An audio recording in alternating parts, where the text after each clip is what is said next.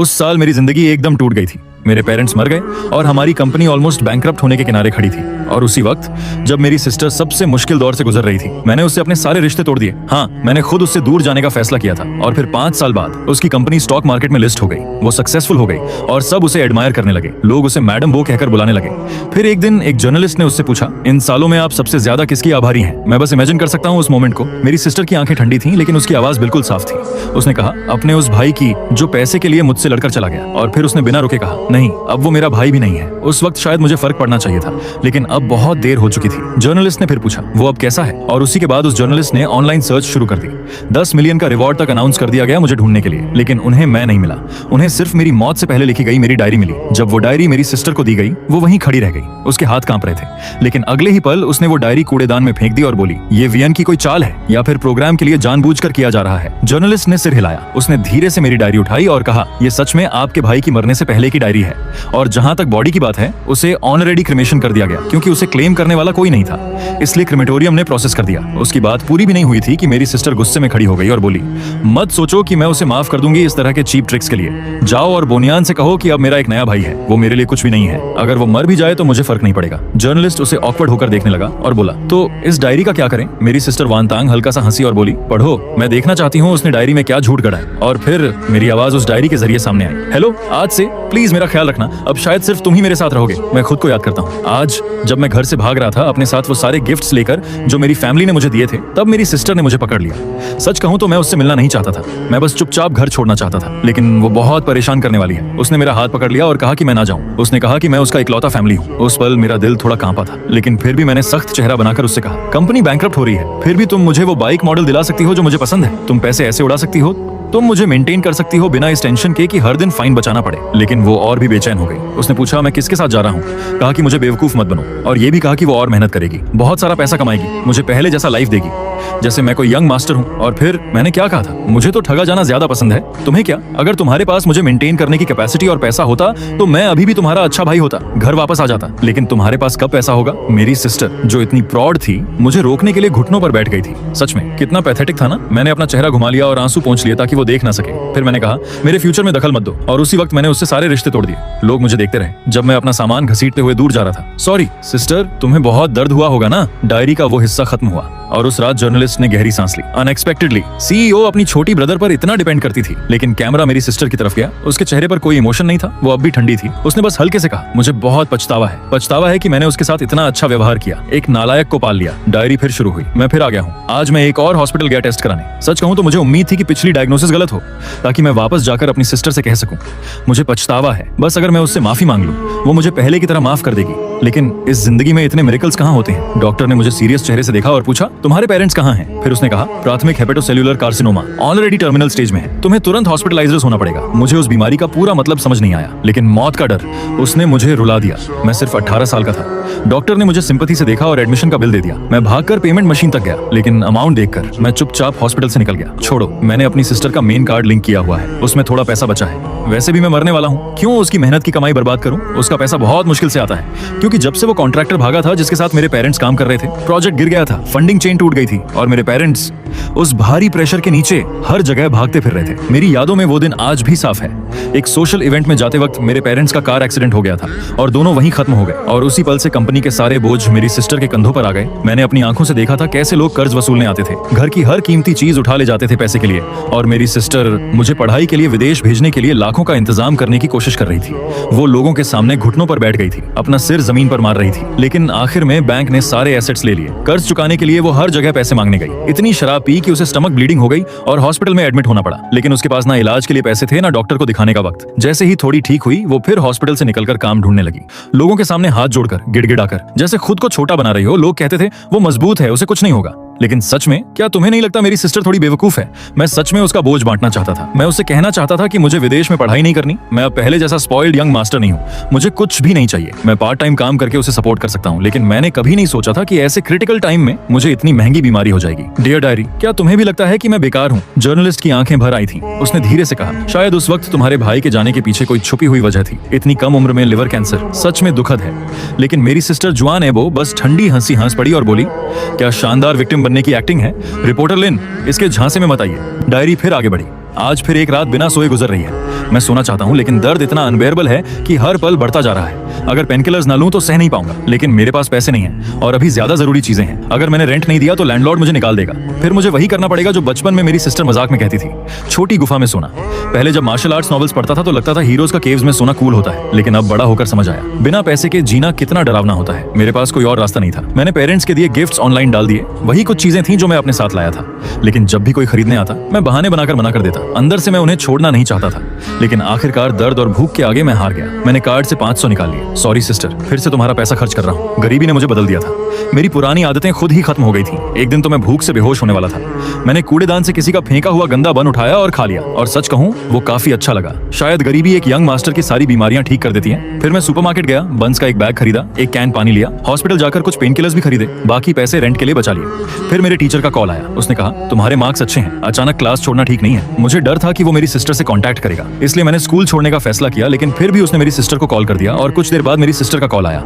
उसकी आवाज फिर से ठंडी थी। उसने कहा वनन, मुझे पता है तुम मुझसे कोई रिश्ता नहीं रखना चाहते, मुझे फर्क नहीं पड़ता तुम किस औरत के साथ हो, लेकिन उसके लिए अपनी पढ़ाई तक छोड़ देना। क्या ये हमारे पेरेंट्स के साथ न्याय है? मैं उसकी आवाज सुन रहा था, लेकिन ऐसा लग रहा था जैसे बहुत लंबा समय गुजर गया हो, जैसे आधी जिंदगी बीत गई हो। मैंने अपना मुंह ढक लिया ताकि मैं जोर से रोना पड़ूं, लेकिन आंसू रुक ही नहीं रहे थे। सिस्टर, मैं तुम्हें कितना मिस करता हूँ। दूसरी तरफ वो इम्पेशेंट हो गई और बोली, अगर तुम ऐसे ही रहे तो मैं सच में तुम्हारी चिंता करना बंद कर दूंगी।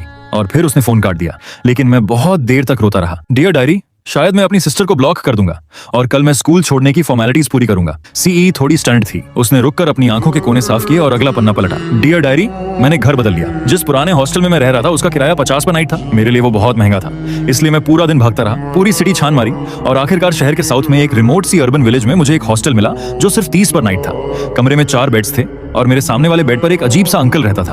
तभी मेरी नजर एक लड़की पर पड़ी। मुझे याद है, मैंने उसे अभी देखा था। वो नीचे वाली मिलिटेरा में रहती थी। उसका नाम सियांग था। उसने मेरी तरफ देखा और हल्का सा मुस्कुराकर कहा, चिंता मत करो, अब तुम्हारे पास मैं हूँ, मैं तुम्हारा ख्याल रखूंगी।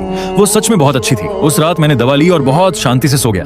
और फिर मैंने एक सपना देखा। उस सपने में पापा, मामा, हम दोनों, मैं और मेरी सिस्टर को डिज्नी लेकर गए थे। उन्हें पता था मुझे आयरन मैन पसंद है। मेरी सिस्टर मेरे लिए घंटों लाइन में खड़ी रही, और जब आखिर उसका नंबर आया उसने मेरा नाम जोर से पुकारा और मुझे उस एक्टर के सामने धक्का दे दिया जो आयरन मैन का रोल कर रहा था। आखिरकार मैं अपने फेवरेट आइडल के साथ फोटो ले पाया। मैं इतना मुस्कुराया कि मेरी आंखें सिकुड़ गईं। पापा, मामा और मेरी सिस्टर थोड़ी दूर खड़े मुझे खुशी से देख रहे थे, लेकिन जैसे ही मैंने फोटो खत्म की और पीछे मुड़ा, सब गायब हो चुके थे। जो आसमान पहले साफ था वो अचानक अंधेरा हो गया। मुझे डर लगने लगा।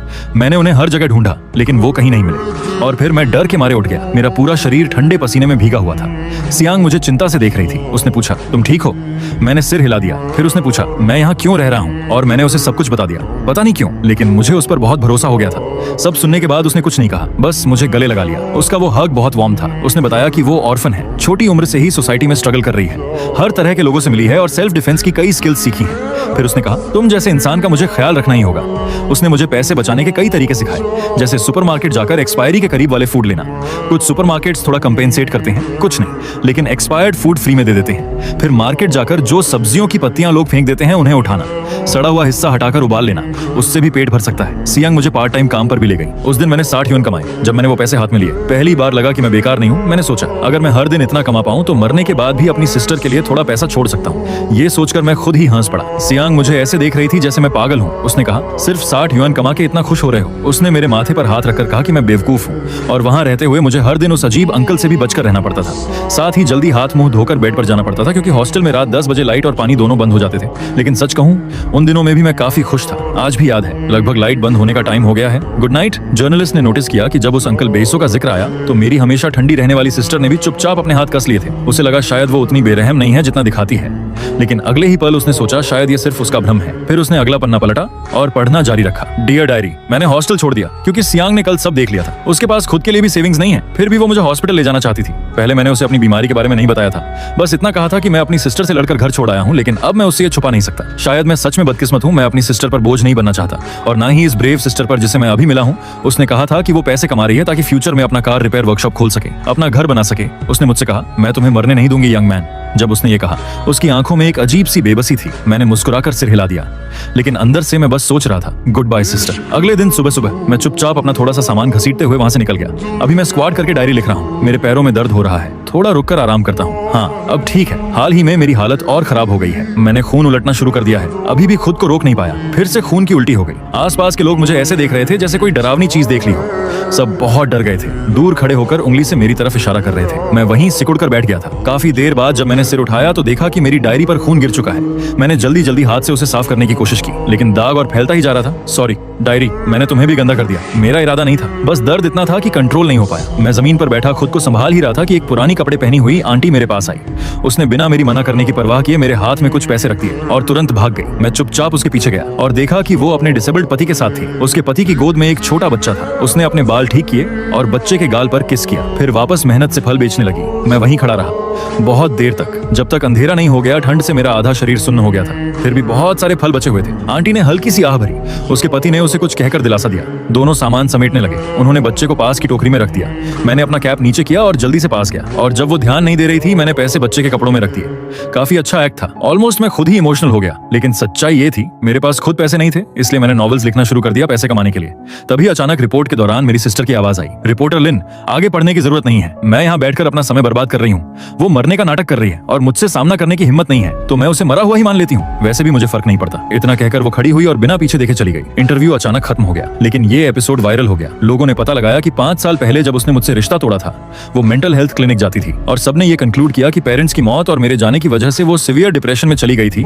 बाद में जब उसकी कंपनी सक्सेसफुल हो गई, उसने एक नया छोटा भाई अडॉप्ट कर लिया और मेरी डायरी इंटरनेट पर डिबेट का टॉपिक बन गई। कुछ लोग मुझे क्रिटिसाइज कर रहे थे, कह रहे थे कि मैं अटेंशन के लिए अपनी मौत का ड्रामा कर रहा हूँ। पैसे के लिए अपनी सिस्टर को छोड़ दिया और उसे अकेला छोड़ दिया बैंक्रप्सी से लड़ने के लिए, और अब जब वो सक्सेसफुल हो गई है तो सिंपैथी लेने के लिए ये डायरी लिख रहा हूँ। कुछ लोग ये भी कह रहे थे कि अब उसकी लाइफ में नया भाई है।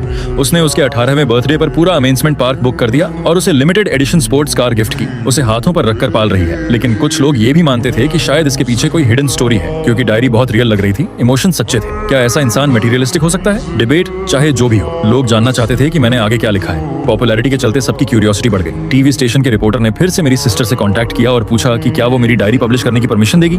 पता नहीं उसे सच में फर्क नहीं पड़ता था या वो बिलीव ही नहीं कर रही थी, लेकिन उसके असिस्टेंट ने कहा कि डायरी ऑलरेडी टीवी स्टेशन को दे दी गई है, पब्लिश करनी है या डिस्ट्रॉय करनी है, उसे कोई ऑब्जेक्शन नहीं है। और ये भी कहा कि उसका सिर्फ एक भाई है, वायु। कुछ लोग इससे खुश हो गए कि वो मुझे पूरी तरह इग्नोर कर रही है। और फिर जल्द ही टीवी पर लाइव प्रोग्राम शुरू हुआ। गोनियन की डेथ से पहले की डायरी। रिपोर्टर लिन स्क्रीन पर आई। उसके चेहरे पर हैवी एक्सप्रेशन था। उसने कहा, आप सबकी तरह मैंने भी ये डायरी पहले नहीं पढ़ी, लेकिन आज परमिशन मिलने के बाद मैं इसे लाइव आप सबके साथ शेयर करूंगी। उम्मीद है आप लोग समझेंगे। कुछ ही सेकंड्स में हजारों लोग लाइव में आ गए। 1 मिनट में ही नंबर लाखों पार कर गया। सब इंतजार कर रहे थे कि डायरी खुले। उधर बो फैमिली में असिस्टेंट लिनी अपनी बॉस को कॉम्प्लेक्स एक्सप्रेशन के साथ देख रहा था। काफी देर हिचकिचाने के बाद उसने कहा, जेफ को प्रोग्राम शुरू होने वाला है। लेकिन मेरी सिस्टर ने आंख तक नहीं उठाई और बस कहा, मैंने कहा ना, मुझे उसके बारे में कुछ नहीं जानना।